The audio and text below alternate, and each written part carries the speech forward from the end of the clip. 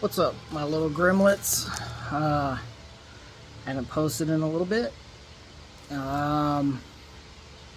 kind of hard. I don't have a tripod or anything for my camcorder. I also don't have any like editing software or anything, so I haven't even really tried to mess with that. Most of the time, I just get out here and tinker for a little bit here and there, usually when I'm home by myself.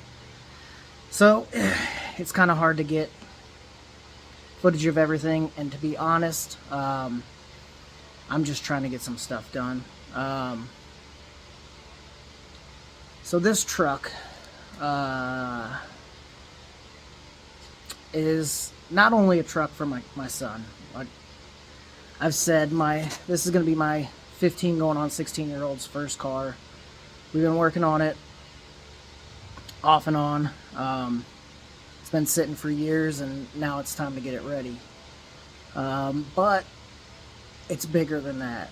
So this truck was my late father-in-law's. Obviously late, meaning he passed. So this is a big part of the family. We got it. There's a lot of people in the family who have been wanting to see this truck back on the road. And we've lost a lot of those people. His own father's gone. 2 out of his 3 brothers are gone. We have other family members who are in, not the greatest of health. So time is the one luxury not everybody has, right? So it's not that I don't want to record all this. Sometimes it gets emotional. Sometimes I get super frustrated. And for anyone who actually knows me, which is probably most of the people who actually watch this, you know that if I get frustrated, I can't post that kind of stuff on here. It's just going to get kicked off. Freedom of speech only goes so far when you're smashing stuff and throwing things. That being said, we ran into a little snag. So, the driver's side hub, it's not hot anymore, was fighting me to come off. The lower ball joint, which bolts in, I could not get the bolts loose. For some reason, the bolts weren't lined up. It was really odd to me. I finally got everything apart, got it all out of there, and that would be why. So, we are going to have to take some steps backwards. Luckily, I have not rented the torsion bar tool to put in the raised keys, because now I'm actually going to have to pull torsion bars out and replace lower control arms. I know there are some people out there who would say, F it, just weld some washers on there, make it back circle, make it round, weld some metal in there and drill a hole. This truck's going to a 16-year-old kid. I don't know about you, but as a 16-year-old kid who was driving a V8 car that wasn't even a stick, I know what I did. And the last thing I want to do is let my 16-year-old kid driving something that's either going to break and leave him stranded on the good side, or break and get him or somebody else hurt. That's just not going to happen. It's a safety thing. So that's a blowback. I've got to get online, search for some parts, get some stuff ordered. The other downfall to that, obviously, you don't just replace one side, you replace both. Well, this thing is completely put back together, which means I'm going to have to blow it all the way back apart and replace that lower control arm. Did go ahead and wrangle the passenger side header in here. Not the easiest thing on the planet. Not the hardest thing I've ever done, obviously, but it is a pain in the butt getting some of these header bolts to start. This one is buried under here. kind of a pain in the butt. But it's on. It's mounted. My buddy Sam, who doesn't watch this, calls me an idiot for running headers on my cars to begin with, because he's like, oh, you know, they're gonna leak, you're gonna have to replace them. Look, man, when you're building a car and you're building it for your kid, and your kid wants headers, you're gonna throw headers on there. Is it gonna suck when he blows a header gasket and we have to pull them back out and replace them? Yeah. Felpro does a very good job of creating their header gaskets so that you don't have to pull all the bolts out. You can leave the 2 end bolts in there, slide them in, put all the other bolts back in. You don't have to pull the header all the way off. Those are the gaskets I use. I don't know if all of the header gaskets are that way, but those are the ones I use. Those are the ones that came in the kit with this. So that's what we got. I am in the process of trying to remove the front diff so that I can get that down. I have to cut off a mounting tab, grind off some fins, and then put the drop piece in so that we can get that lowered. It's kind of fighting me, and I had to step away, take a break before I lose my mind, do something dumb. I don't remember, but here's the big man's wheels and tires all mounted up. Shout out to Gersty on here. We went with some Aturo mud tires. Probably not a huge brand. Probably not a brand a lot of people have heard of. These are 33 1250 17s on some 17x9 XF off-road wheels. These wheels are just phenomenal. So I ran the Aturo ATs on my last truck. They're a little noisy as far as, you know, tires go, but let's face it, 16-year-old kid don't give a crap about that. I don't give a crap about that. If you're driving a truck, you're not driving a truck for fuel economy, and you're not driving a truck for quietness and comfort. And if you are, I mean, shout out to you. It probably never does anything that trucks are supposed to do, but to each their own. You know, this truck, when it gets done, is going to be put through its paces. I mean, this thing, it's going to do what it did before it got all tore apart. This thing was our hunting rig. Randy and I took this thing down to Shawnee National Forest to hunt for several years down there. This thing went through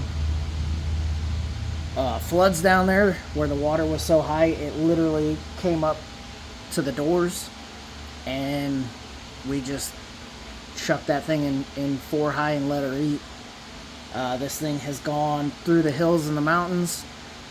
This thing's gone off-road. This thing's done everything that we've ever needed it to do, and hopefully it's going to continue doing that. But this time we'll be a little more prepared. We have the winch, better tires. The wheels are nice,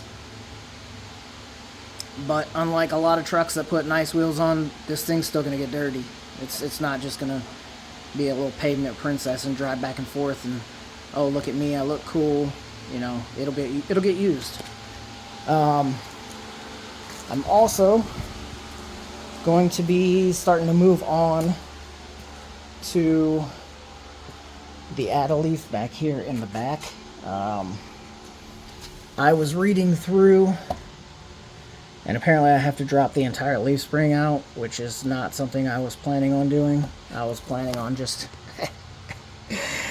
winging it, pulling the old top bolt off, or top nut off of the retainer for the springs, leaving it all hooked together and letting it do its thing, come apart, jack it up, slide that one in, and replace that.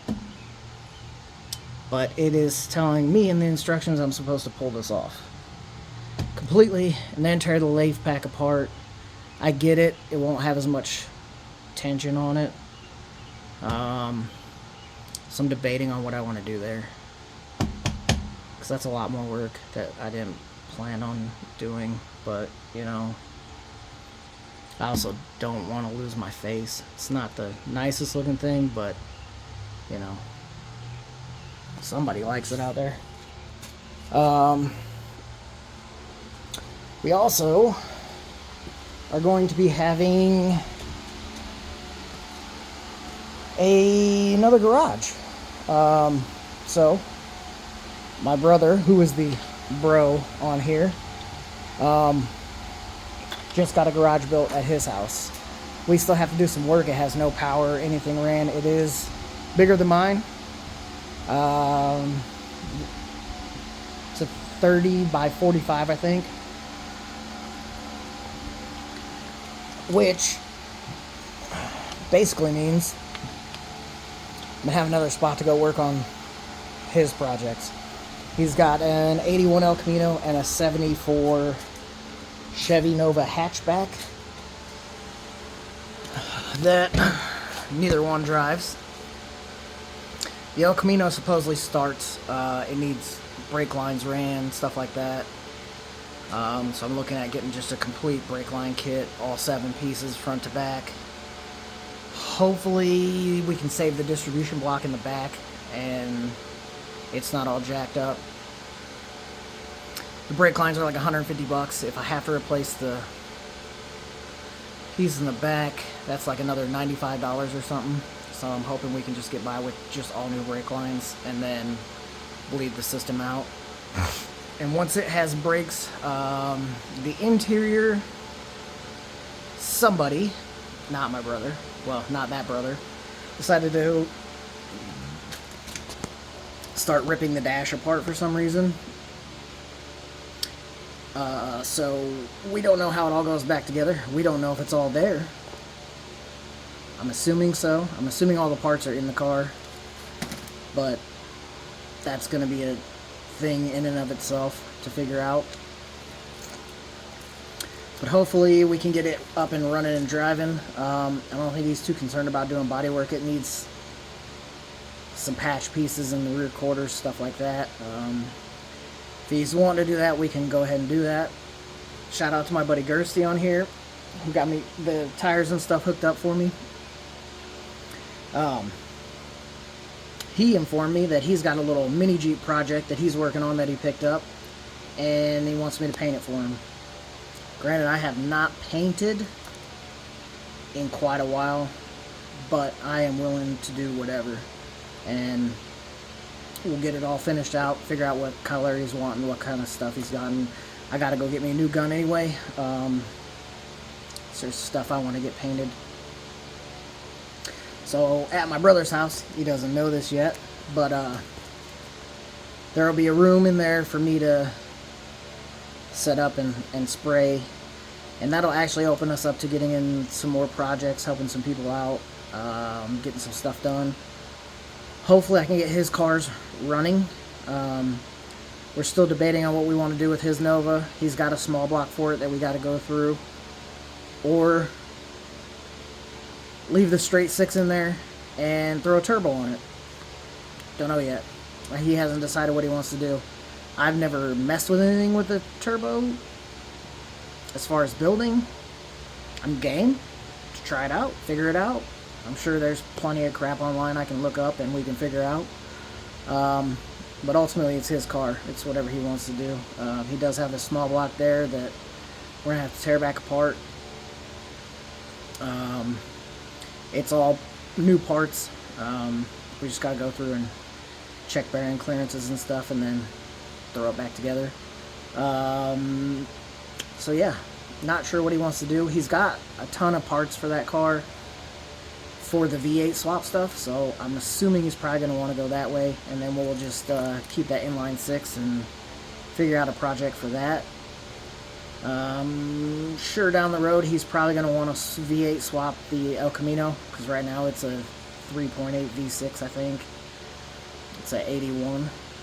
So we've got some fun stuff coming up. A lot of crap doing. Like I said, I apologize that I don't film everything. I am not the greatest. There is a guy on here, Matt Pro, who has commented a couple times. He is redoing I believe it's a 62 Ford, was his grandpa's truck. You guys need to go check his channel out. He is doing phenomenal work to this truck. It makes me look like a chump. But, I mean, I'm just in here just trying to do the right thing, throw this thing back together. It's not a frame off. His is a complete frame off, and it is immaculate. I mean, nothing is being undone on that, untouched on that truck. It is phenomenal. I recommend going and checking his channel out. The guy does some pretty good work. Also, just another dude in his garage working. His garage is a lot cleaner than mine. So, if you're OCD, probably go check him out. I also was out here today pondering what I'm going to do with the old shoebox. It's got a 302 in it. It's got a C4 in it. If you look under the old hood here, it was literally wired by a guy who is colorblind, which would be my dad. And I asked him the one day, I said, dude, did you rewire the front of this car? And he's like, yeah, I went to the store and just bought a bunch of wire looms. And I said, well, all you bought was red, Dad. And he was like, really? I could have swore there was other colors in there, but he is legitimately colorblind, so yeah. I have to go through and either trace all these wires, figure out what we're doing there, or I actually looked and Painless makes a universal 22 circuit kit. It's only a couple $100. So I am probably going to go and eventually buy a Painless wiring kit for this. One cool thing that we did do, so obviously we have no keys for this thing.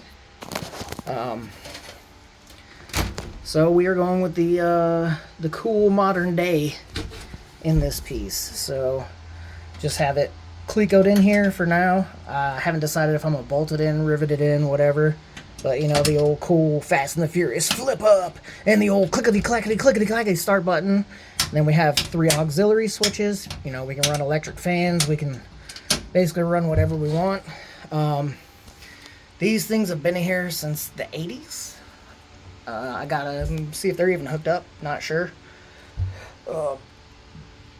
This thing's still got the old original blower motor and everything in it. The inside is pretty rough. No headliner. Door cards are either gone or shredded.